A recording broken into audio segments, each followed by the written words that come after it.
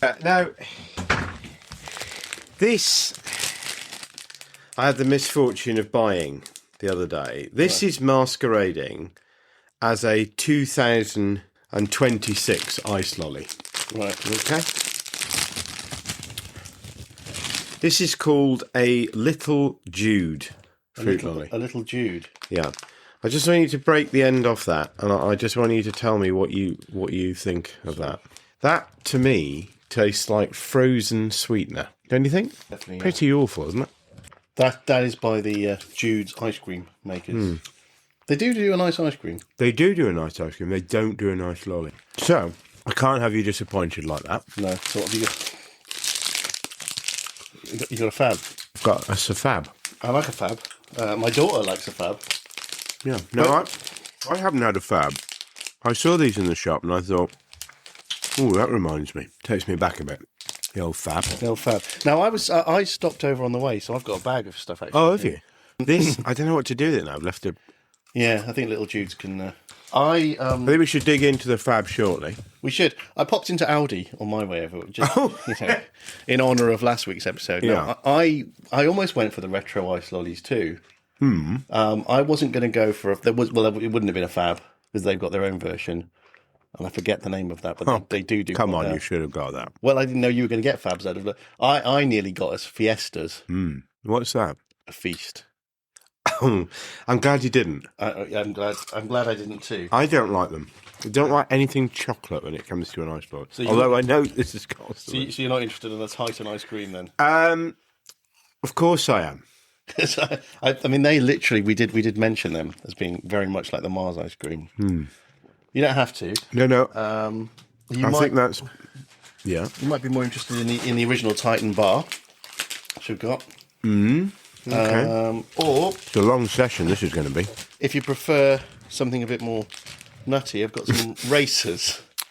Now, the racer, obviously, we didn't mention that in a previous episode. No. That's the Aldi Snickers. And you might be thinking, well, why is it called racer? I don't absolutely know why any of them are called what they're called. Well, what are Snickers, anyway? Well, I don't know why it's called Snickers. I mean, that's the American. It's just stupid. But cast your mind back. What did Snickers used to be called in the UK? Marathon. Ah! And you've got to admire Aldi's nostalgia trick there. Racer.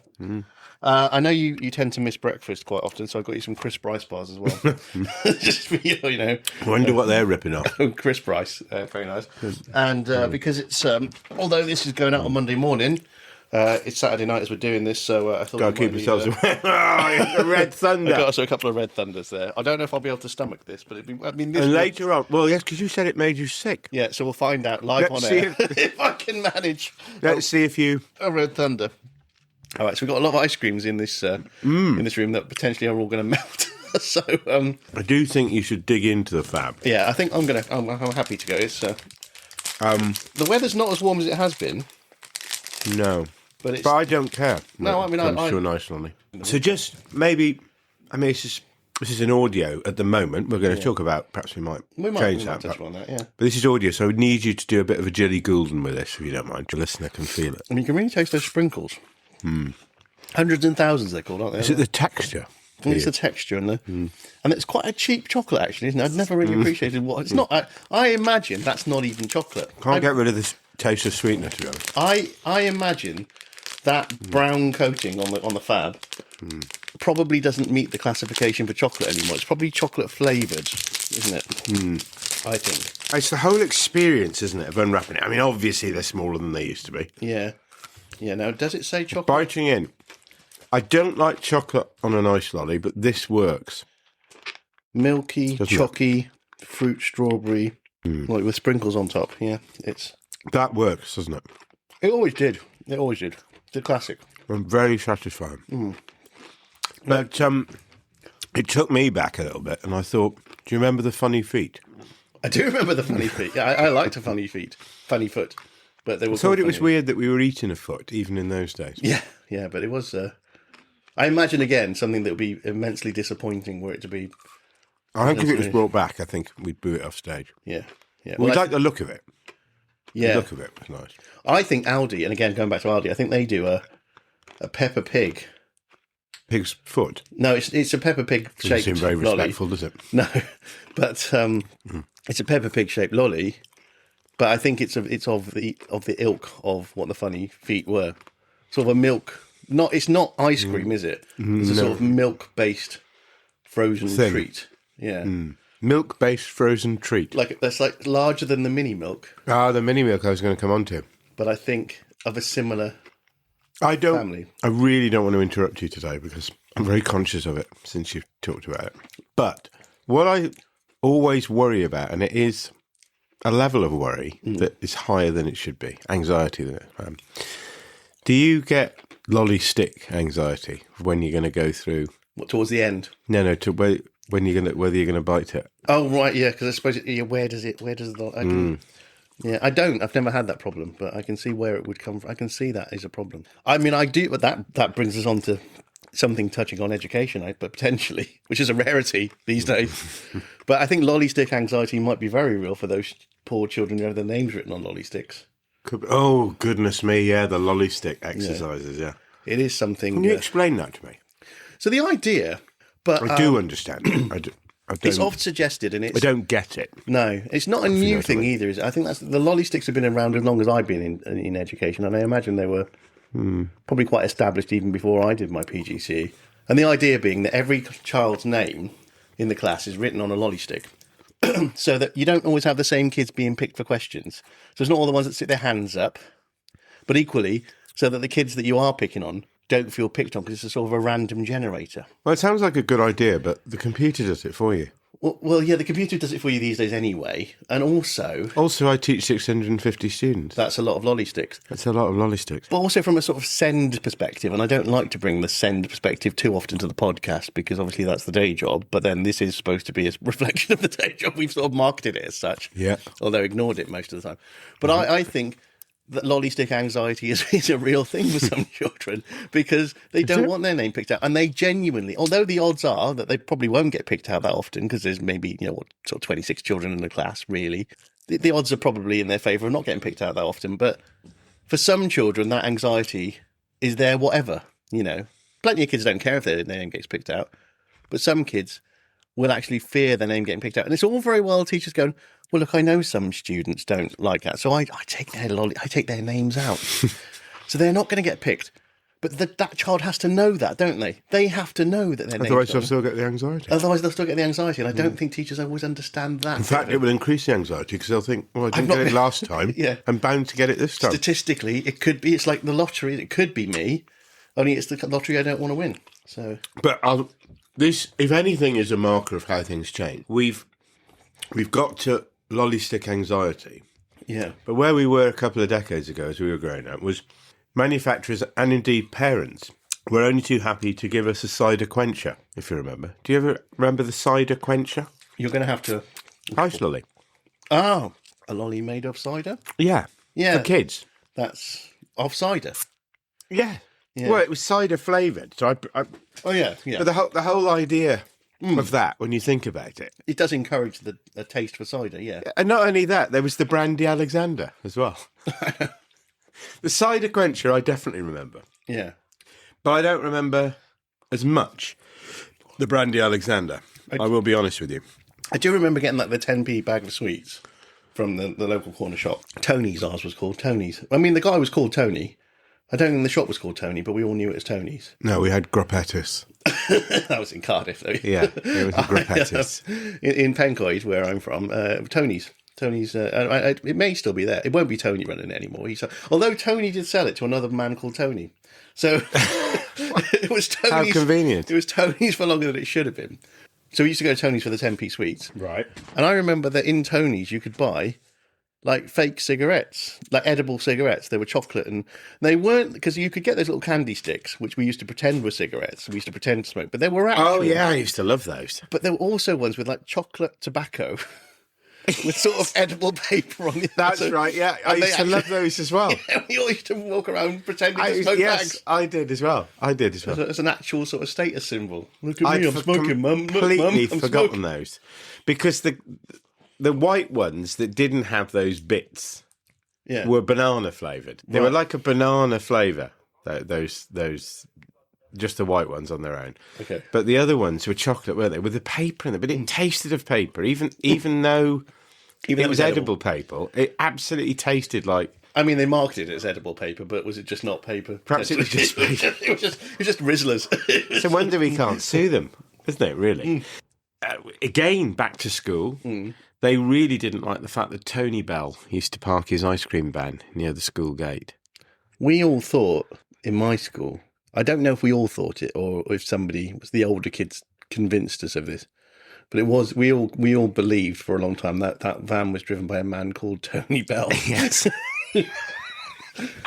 And to such an extent was that established law that actually it was only when I started seeing Tony Bell fans in Reading that I realised, as an adult, as a full-grown adult. I mean, I hadn't given it much thought in the intervening years, but it probably was as recently as sort of the last 10 years. I think we called him Tony as well. Yeah, Tony Bell. But they can't all have been called Tony.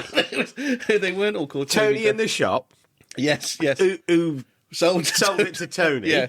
And Tony drove the ice cream van, yeah. Tony, who presumably gave it to his son Tony as well afterwards. Well, presumably. And there's a whole world of Tonys out there. But what would make me laugh was he tried to put on an Italian accent as he was going, you want other sauce? And then it would slip into the Cardiff. I like them, mate.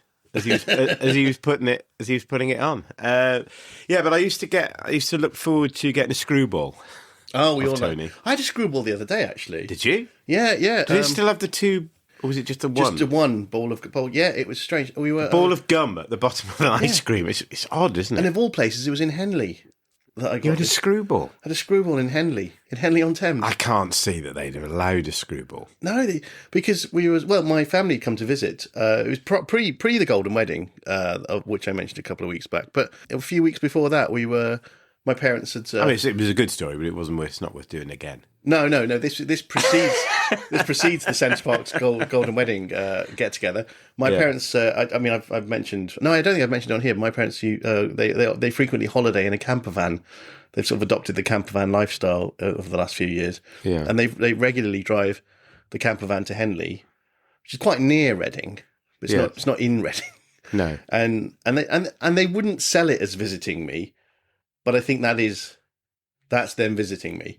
And so I have to drive the kids over to Henley. But my sister came to stay in the same... she's got a caravan. That's why I was in Henley-on-Thames. Yes. It's because they came to visit. Yeah. And then we were out sort of just in by the river, and there was an ice cream van. And my sister suggested... Can I try a Titan? You can try a Titan, yeah. My sister suggested getting ice cream for the kids. Yeah. And they said, I think I'll have a screwball. And I said, well, if you're having a screwball, I'm having a screwball. And it was really nice until the bubblegum. Yeah, which is disgusting. It's disgusting. What colour was it? A blue one? Sort of purpley blue, yeah. And then it's sort of minty. It doesn't go with the ice cream. I know that. It doesn't go with the sauce. Ice cream and bubblegum. I'm not sure. And I never liked a bubblegum flavoured ice cream. I didn't like it when I was a kid, and I didn't like it now. But I think why I opted for the screwball as a child was I'd rather suffer the bubblegum than the cone. I want to see if this really tastes like a Mars, because I'm taking that out and I'm getting a little bit of the quick save experience here. Oh, yeah, it is. It does look budget. Look, I mean that looks. Look, they've done okay with the box. Yeah. They've done okay with the box. The dairy fine. Now, dairy fine is the budget chocolate of Aldi. It's not chocker. Right, so but there's not a chocker Titan, is there? No. Titan, so Titan's in the dairy fine range, which is. So this reminds me again of another awful experience when my dad would venture out to the freezer. Right now, the ice. Obviously, I told you about the sliced up chocolate bar. That was a Saturday night. It was very specific. Didn't happen on a Friday, and it certainly didn't happen on a Sunday. And there wouldn't be anything left over. Now, what were they called again? They had a name. You gave us the name. The Saturday Nighters. Saturday Nighters. Yeah. They were, and it always had to be accompanied by Bruce Forsyth on one of his many shows. When it came to the ice cream, which might be a Sunday. Not a Sunday ice cream. It would either be... Well, I didn't want either of the experiences that were going to come out of that freezer. What were they? One was the brick of yellow Oh, I remember that. Cornish ice cream. There was nothing Cornish about it. It was frozen sugar. It had to be sliced, didn't it? Sliced. Sliced ice cream, yes. Now, I would have tolerated that if there was a nice wafer and something to go. No, it was just thinly sliced and placed in a bowl, by which time it was handed to you, it would have partially melted. It was awful. Or you could have something that looked like this, but I hope this doesn't taste like that. Choc ice. A choc ice. Now, the ones that had the white ice cream, I didn't mind so much. That felt like a sort of luxury moment. But again, when I broke into it wasn't even it was almost as if they painted the ice cream rather than a chocolate covering. And it was yellow again. And I thought, God, it's the return of that Cornish ice cream. It's now inside. I think they used to give us that in my primary school.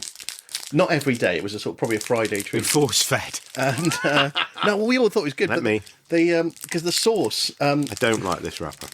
I used to like chocolate sauce on my ice cream, and sometimes strawberry sauce. Well, we can tell that's been in the car. Yeah, it's a bit more melted then. It's like in fairness, this is not down to Aldi. No, this isn't Aldi's fault. This is. I'm going to refuse to let them take the hit for this. But what we've got on our hands at the moment, or on our tongues, I should say, the exterior's held up quite well. The interior has reduced in volume. There's a gap between. It's probably not a fair assessment of what the. But my gosh, if I'd been given that as a child, I'd have thought I was in seventh heaven. I think it holds up well compared to the Mars ice cream. I do. I think I think if that was actually ice cream instead of what it's turned into, like a latte, I could drink it. It's a frappe, isn't it? It's a frappe. Then yeah. So I suppose well done, Aldi, on that. How much are they? They're probably good value, are they? I didn't check the price, but yeah, they weren't expensive. Yeah, so the ice cream I used to have in primary school. At home, the sauce, the sweet sauce you'd have on chocolate or strawberry, it was usually maybe raspberry, was quite sort of a thick sauce. And then the stuff we had in school was very much liquid. This sort of red liquid they used to pour on the ice cream. The absolute treat used to be, and I don't know whether it was when John's perhaps annual bonus came in, we'd get a bottle of Ice Magic. It was this. I thought it was wonderful back in the day, but now I'd probably vomit if I had it. But it was, you'd squeezed it onto the Cornish ice cream, and it would chocolate, and it would solidify as it hit the ice cream, creating like a hard chocolate sauce. Yeah. But it was mint flavoured. I remember that. And the last thing you wanted with that Cornish ice cream was mint. Hard mint. Yes. I do remember that. Ice Magic. Ice Magic, that's what it was called. Yeah, because it was. But it wasn't ice. No, it was chocolate. Yeah. It was a stupid name for it, wasn't it? So much so that I'd forgotten the name. But I do remember the product. Yeah, we used to have that too. Yeah. Funny that, it's died out. I used to get quite excited by it, actually, because it was sort of magic, the way it would, to my small child brain. Right, so should we get on with the show? Yeah, I think it's probably about time. Yeah. Absolutely. Well, that time is quite elastic, isn't it? But it can be. It often feels that way. Welcome to Ben and James Could Do Better. And it's still clear that we absolutely could. I think it is. So I think it's probably time for the register. Well, I'm certainly present. Let's see if we've got a J.J. Burke. Evet Buradayim. What language was that? That, and forgive my pronunciation, if there's anyone listening from this part of the world, that was Turkish. Evet Buradayim. Evet Buradayim. Yes, I'm here in Turkish in honour of Margaret Slade's favourite confectionery. The Turkish delight. Yes, of course. How could I? Well, I didn't forget. You didn't forget? No, but you just didn't make the link that I've just made. No, I didn't make the link. And then you reminded me, and then you made me feel like I'd forgotten my own mother's favourite chocolate bar. Yeah. Have we got some sort of postcard? Well, I've got a selection, and they go on the blog now, so it's worth us spending a little bit of time. Okay. But I've resigned myself to it anyway. Well, actually, the confectionery you started out with. I haven't resigned, by the way. No, don't resign, because me on my own would be unpalatable for most people. Even the person that thought I was surprisingly funny on this, which I'm over that. Right, so the lolly that you introduced, the what was it again?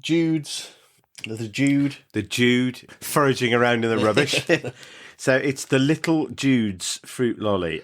There might be some people out there who are addicted to sweeteners who will love that, but for me, well, no, wasn't sweet enough. Wasn't sweet enough. The little Jude's fruit lolly, though, I was going to say it's a poor man's rocket lolly, but of course it's a rich man's rocket lolly because it's clearly much more expensive than a rocket lolly would be.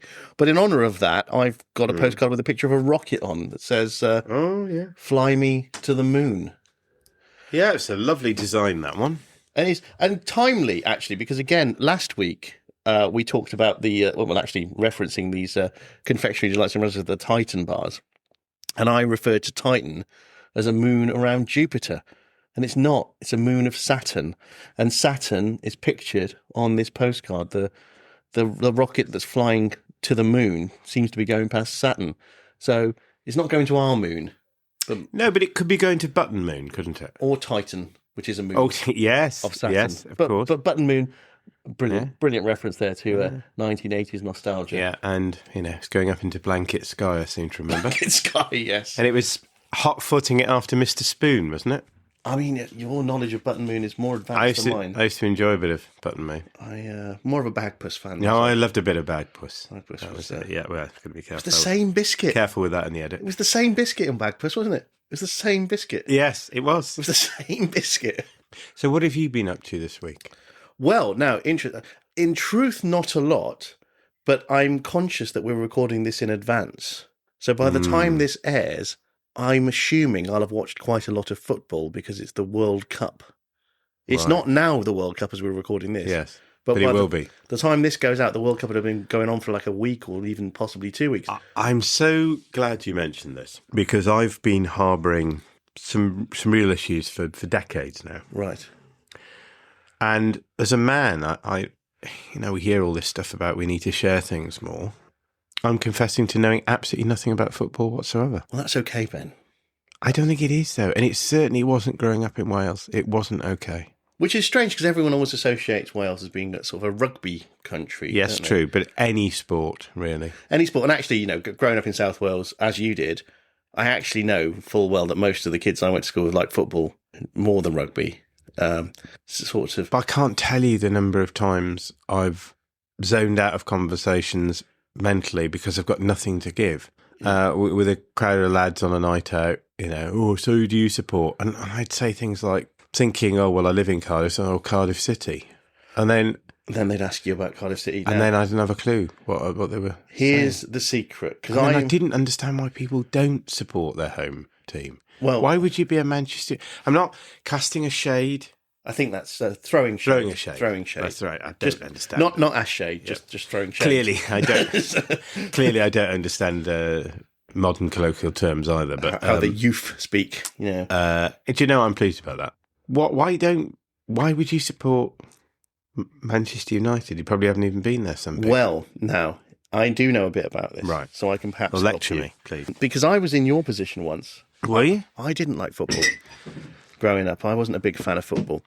I'm just going to vend us a drink, and I want you to tell me what you think about it. But okay. I am listening to what you're saying. That's okay. Well, it's very distracting. It's sort of almost as if I'm not interested. You've handed me the mic, asked me to talk, and then proceeded to just absolutely not listen. Which is. But if you've ever been interviewed on live television, which I have, that's exactly what they do. Yes.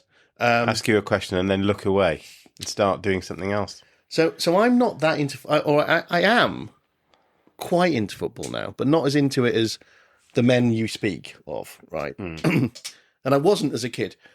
And the main, the main reason I wasn't into football as a child is because I was just terrible at it. I was really bad at football, really bad at all sports, really. Same here. Yeah. It's the old dyspraxia that we both have, isn't it? That we've.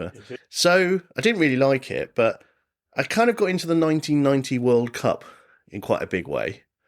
England got to the semi-finals. Now, interesting, growing up in Wales, there's two schools of thought. So you think being Welsh, you wouldn't support England.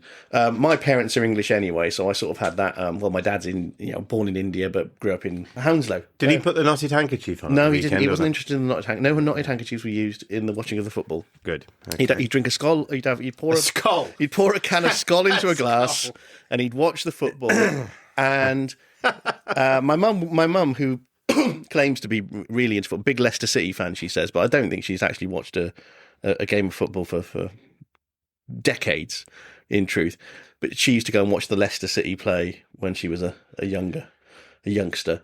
So she claims to be more of a football fan than any of us, although I don't really think she is. But we used to watch that. We all as a family, we kind of watched the 1990 World Cup together. So I kind of got into it then because that was quite exciting. England got to the semi-finals, and it was fairly in Wales. As I say, it's two schools of thought. You either support England or you anti-support England, because Wales were never there until more recent years when Wales have been there. But in those days, Wales weren't there. So you tended to either be a fan of England or a fan of anyone who was playing England, but you could still get into it. And I supported England, and the 1990 World Cup was quite a bit, the semi-finals was quite sort of dramatic. Lost on penalties to West Germany, who went on to win the tournament. So that was kind of an iconic time to be, and the kits sort of still kind of. You've lost me already, but carry on. I can feel the passion. Well, I mean, I'm trying to help you understand. Yeah, well, I'm pleased. But there's a thing of like getting into the World Cup. People who don't ordinarily watch football will often gather in crowds in pubs or in around each other's houses and watch the World Cup. That's kind of a thing to do. I didn't really like club football in any kind of meaningful way. Your Manchester United's, your Liverpool's. Yeah. Not even your Cardiff Cities. I think I pretended for a while to support Tottenham Hotspur, but I'm just going to hand you that. I want you to give me a. This brown liquid looks like it could be Coca-Cola, but I don't believe it is because I'm having difficulty placing that. I'm going to say Dr. Bright. No, it's not Dr. Bright. No. That is apparently a cola. That's a cola. Right. It doesn't taste that one, does it? I'd gone to that's Co-op's own. That's Co-op's own. So probably not even that cheap then. No, it wasn't that cheap, and it's not that good either. No, that's. It's probably gone to the Red Thunder fairly soon. Then. Yeah. I want to see if you're going to throw up. So I didn't really support club football in any meaningful way until I got a job in a 24-hour garage. And you might think, well, what's the link there? We're selling Ginsters, were Selling Ginsters, pasties, amongst other things. Yeah, so it was a 24-hour garage. We sold some petrol, but it was the one on Cathedral Road in Cardiff, at the bottom of Cathedral Road. You might have up near the Archbishop's House, is it? You've probably used that yourself many times. Yeah. So I worked there for a good couple of years, I think. I worked there. I was a supervisor. I got promoted to supervisor. But they didn't give you a tie for that job. Didn't give me a tie for that. And actually, supervisor of what? There was like maximum of 2 staff on any shift, and often you were on your own. So I was either supervising myself or myself and one other person. But what would happen when I was on these really long, boring shifts, because it was pretty dull. A lot of the time, you're just standing behind a counter. You couldn't go anywhere, because every time you tried to go and do anything like stock the shelves, somebody come up, a customer would come in. So you just would end up being stood behind the counter. But there were long periods of time where there were no customers, and the only thing to read was the South Wales Echo.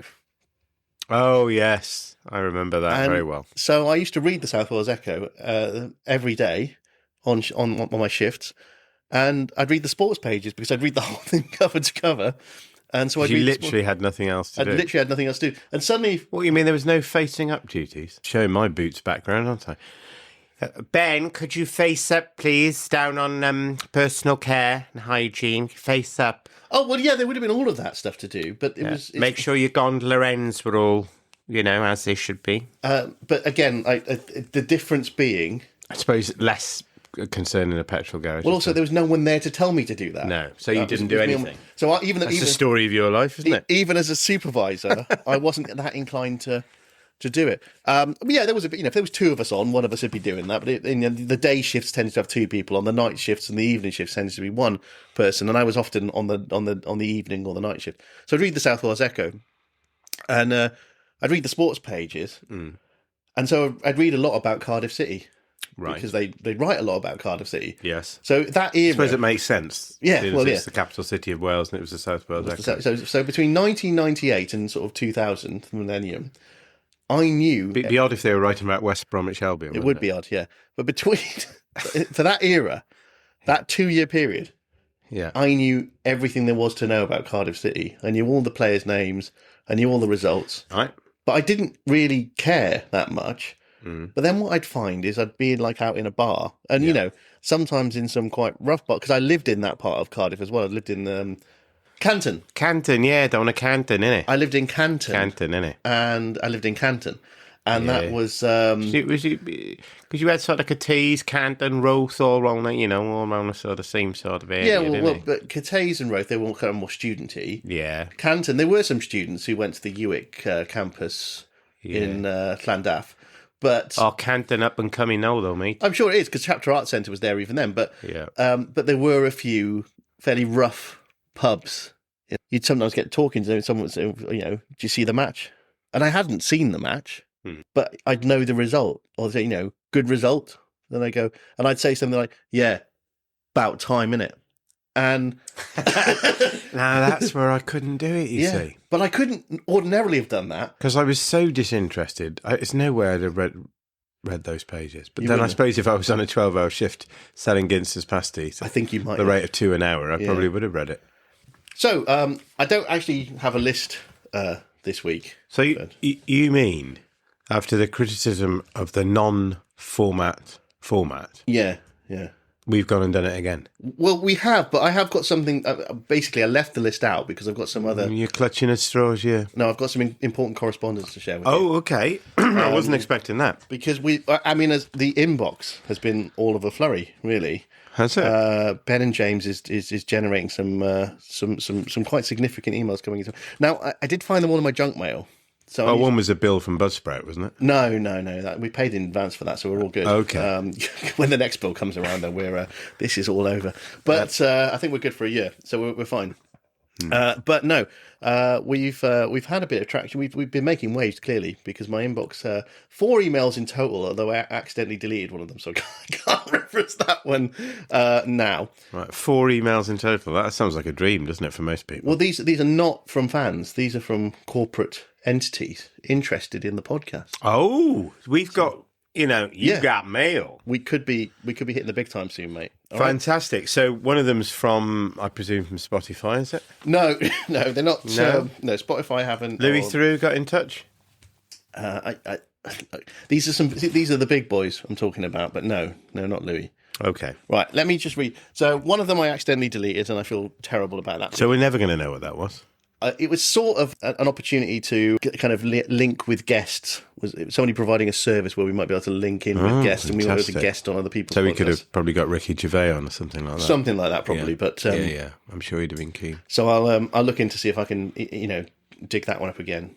The thing is, they're all getting filtered into my junk folder, so I need to look at the filters really. But let me show you the first one. I'll go in order of intro, so that we'll save the best till last, really. So this one, hi there. We noticed that Ben and James could do better. : 2 teachers, no idea. Remember when I added that bit into the title? Yeah. But it's good that they've researched it. Links to a podcast hosting platform, Buzzsprout, instead of a custom website. While hosting platforms are great for distribution, they don't give you a dedicated home for your podcast on the web. So they're worried about we've got the strategy wrong. Yeah. So why does having a website matter? Search visibility. People search for podcasts on Google. A website helps them find yours. Right. But anyway, I'm not going to question these. They know what they're talking about. Going onto a website, are they? Brand, not the 1990s. Look, let's hear them out. Brand ownership. You control how your podcast is presented, not a third-party platform like Buzzsprout. Yeah, who needs Spotify? Listener trust. A professional website signals credibility to new listeners. Because listeners are not going to trust a platform like Spotify, are they? Absolutely not. Or Apple Podcasts. They're not. I mean, Apple, it's just not a known brand. No. It's not an entity that people want to sort of in any way trust, is it? Yeah. Let alone feel like they know. Anyway, and it says... If we had our own website, I can see where they're coming from, yeah. Independence. Platforms change their rules. Your website is yours forever. Well, this is a good idea, isn't it? So we could bypass all the other platforms. Just have our own website. Just put stuff up on our own website. Yeah. So Podview is a website builder designed specifically for podcasters. I mean, that's That's a brand that trips off the tongue, isn't it? A bit of Podview. It creates a beautiful SEO optimized website for your podcast feed, automatically updated with each new episode. Create your podcast website. Best, the Podview team. It's very personal, that one, doesn't it? The Podview team. Well, it feels like it's from everyone who works there, which is great, isn't it? So probably a big team as well, I would have thought. Yeah, so that's nice. They've noticed us. They're Can I have a look at that? you can, you can. Yeah, I do. I'm not checking up on you. I'm just making sure this is real. I don't want stunts for the podcast. No, we're not into stunts, are we? You know what I mean? I felt though, and if I'm going to be cynical, and I don't want to be cynical, I felt that one felt a little impersonal. But I've got another one here from that's signed off by an actual person. Right. Okay. So I think this one, I mean, that's worth keeping. This one. we'll keep the Podview. We'll keep the Podview one. Put that there. 'Cause I don't like. So this one's a little bit longer. We're going to have to get a secretary if this goes on. Sorry, this one is the one. This one's quite short actually, but it is a personal. So slightly factually incorrect in terms of when it came into the inbox, because we were at the time this came into the inbox, we were about 9 episodes in, but it says, "Hi, looks like you're already 7 episodes into Ben and James Could Do Better. Nice work." Well, that's great, but we were further ahead, and we're much further ahead now. But we'll take the compliment, though. Nice work, he said. Must have listened to them all, I presume. So, how are you finding it so far? How are you feeling about the podcast at this stage? Is this a question? I think it's sort of one of those rhetorical questions where he's just sort of saying... Well, he sounds really interested in what we're doing. So, how are you finding it? He's obviously listened to the first 7. Yeah. We're not going to begrudge him if he didn't listen to 9. No. But then he's getting on to saying, so he's quite friendly, isn't it? Say that again. So how are you finding it so far? Oh, very, very good, thank you. We've had a few little... Yeah, how are you finding the podcast at this stage? Yeah, it's difficult recording late at night, but... Yeah. Well, yeah, that's true. I suppose he's going to tell us how he can help with that, though. Well, he says, at this point, a lot of people begin getting a better sense of what's working and what's not. Gosh, we were only talking about that at the start, weren't we? We were, yeah.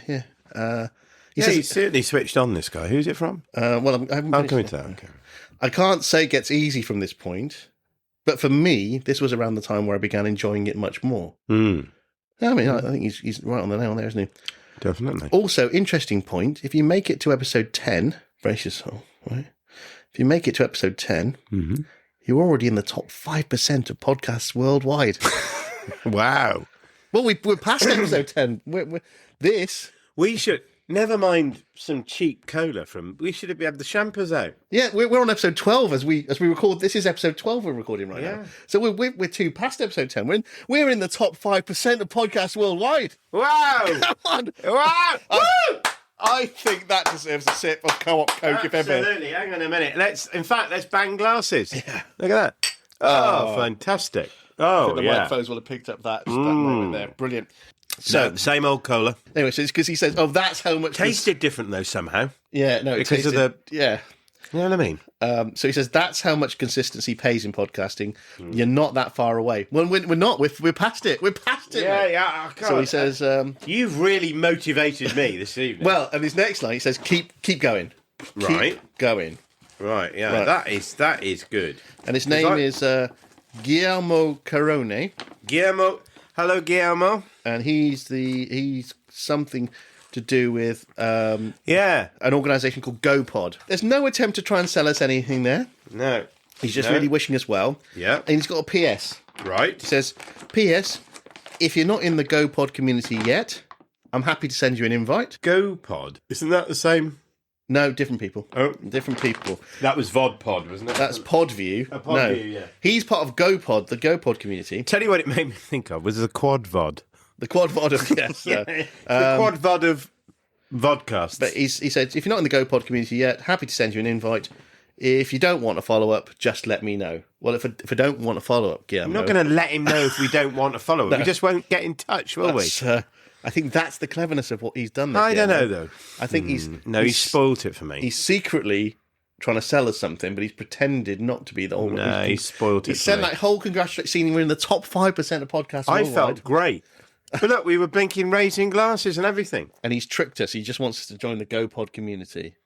Now, I looked this up, actually, and the GoPod community he's talking about is just one of those website things that Podview are selling. Podview are going to help us with our website. So GoPod have got nothing to offer. But I was slightly disappointed because... Podview are helping us with the website. Yes. We've made that clear. Well, I've just filed that here. We haven't got a secretary. I told you we're going to have to get somebody to do that admin. I've got that. That's here. I'll handle that. What I would like you to do... Can I be the liaison point for... Pod for your walk, GoPod? I don't mind. No, we've got to do one each. But could you, before we move on to the next letter... Yeah, the final. Because I see you've got a computer in front of you. Yes.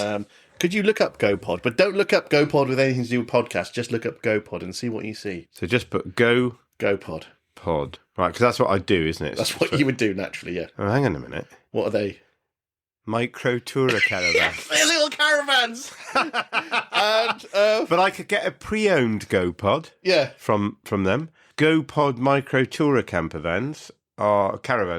They're near Carcross on the A570, adjacent to CDG Automotive, and I'm not keen to advertise any more, but they do have 2 Google reviews. No, that's great. But the sad thing is that Guillermo Corone has nothing to do with those GoPods. Oh. I'd have been interested in those GoPods. Yes. But he's just selling sort of websites. So, Guillermo, well, I'm going down now, and I've got a GoPod for sale on eBay.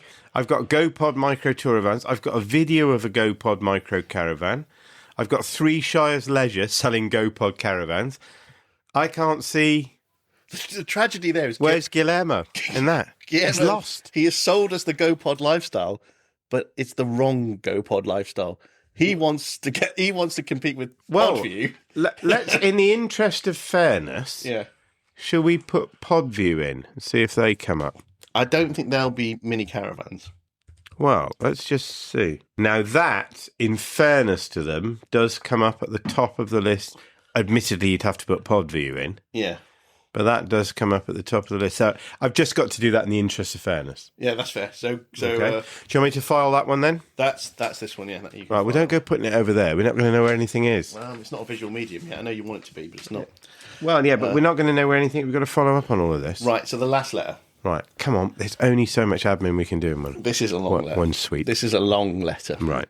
Bloody hell, it is. But it's... Yeah. I'm pretty sure this should be read in an American accent, but I'm just going to read it in my voice. That would spoil it a bit. It would spoil it. They've written to us in the UK. They know where we are. Yeah, I don't know that they do. I don't know that... I'm not sure that comes across. Right, but let me try. Okay. Hey there, Ben and James. I don't like it already. Thought that Below would be a fit for Ben and James Could Do Better, 2 teachers, no idea. So they know the title. Do you know the full title? Yeah, it was great. Again, I admire the commitment to these companies. Okay, listen to this.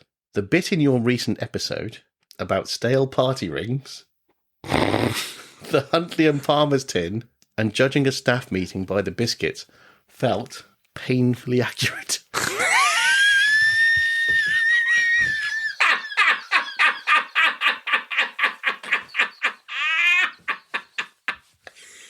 You don't think they've employed some AI here, do you?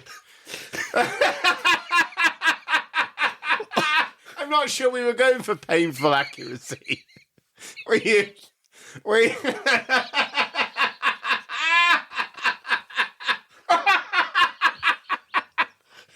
I think they've missed that a little bit. But anyway, a painful accuracy. It's from a guy called Justin. Right, yeah. Well, I'm quite sure that Justin listened to our show for real, and he did find it painfully accurate. Let's see what else he's got to say, shall we? So we go straight on from that. Yeah. And he introduces somebody called Mark Angel. Right. So there's 2 of them. Mark Angel. On this email. Well, no, Justin's written the email, but he's referencing. He's representing Mark Angel. So this is quite big news for us, mate. I expected to know who Mark Angel is. Well, I tell you that Mark Angel... Clearly I am.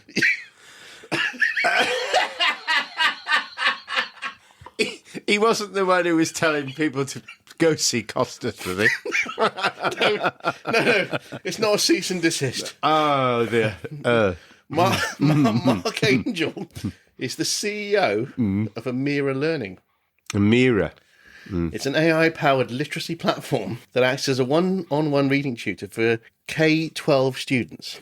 I don't know what a K-12 student is. Well, it's international for a start. I don't think it's UK-based, no. No, but it isn't. Anyway, Mark Angel, CEO of Amira Learning, which is that thing, has spent years thinking about what real accountability in education looks like. Right. And obviously inspired by our bit about party rings and onions. Well, that's accountability right there, isn't it? One thing our podcast is about is holding the profession to account, isn't Absolutely. it? Absolutely. So then there's a whole bit about Amira learning now. Without wishing to... I don't want to read that bit because it's not very interesting to me. No. But well, I mean, every long email has bits you don't not interested in. Can we just cut to the chase? So we'll cut to it. So a bit about what Amira Learning does. With school districts under increasing pressure to show results. Districts? Yes, districts. And a national, but not our national, but a national conversation around literacy showing no signs of slowing. Well, that is a worldwide conversation. Well, but it says national here, so it's right, not. Okay. It's not an international. It's very much a national. So it's only an American thing. But not our national, I don't think. Mark has a grounded, data-backed perspective on what it actually takes to move the needle for struggling readers. Move the needle. And what it means for a company to truly have skin in the game. Oh gosh. But here's the bit. Let's get to the crux of the matter. He's available to speak. Oh. To again various things that are quite boring, but there's 3 bullet points. I can't read them. It's too long. It's too long. But how does he draw it to a close? If you're lining up upcoming episodes, and these are his exact these are Justin's exact words.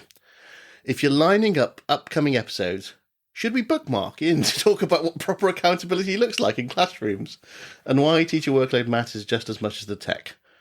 There's Justin Goldstein. If it's all the same, I think we'll pass. Yeah, no, I would be. You'd like to speak to him, would you? So I looked up Mark Angel before I came to the recording. Let me just pop him in. He is a real person. Amira Learning's a real thing. Let me just put Mark Angel in here now. Angel. I know a John Angel, and I know a Joe Angel, but I don't know a Mark Angel. Well, Mark Angel, CEO of Amira Learning, he's a real person, and by all accounts, quite a big noise. Skip maker, Mark Angel comedy. No, wrong person. Wrong one. Wrong one. I think he's you might 35 years old. Put in Mark Angel. No, Mark Angel, CEO of Amira Learning, is not 35. Or if he is, he's had a rough life. Mark Angel, Amira Learning. You want to Amira Learning. Mark Angel, Las Vegas. Okay. That's our man. Images. I'm going to look at him. There he is. Yes. Yeah. No, so, he's a wealthy man. I think we should book him in. Well, that's right. That's what it says there. That's the terminology. It says, should we book Mark in to talk? Now, Mark just wants to promote Amira Learning and what a great, and literacy. Obviously he's big on, and we're big on literacy. We talked about it a couple of weeks ago. We're very big on literacy, but we still haven't read Go See Costas by Tom Hanks. I bet Mark has. But I don't think he fully understands the logistics of our show. Right, well, that brings us to the end of another episode, and dare I say it, arguably the most exciting episode we've done to date. So I just want to say to our listeners, thank you for being with us for another episode. We'll see them again at the same time next week. Bye-bye. Bye-bye.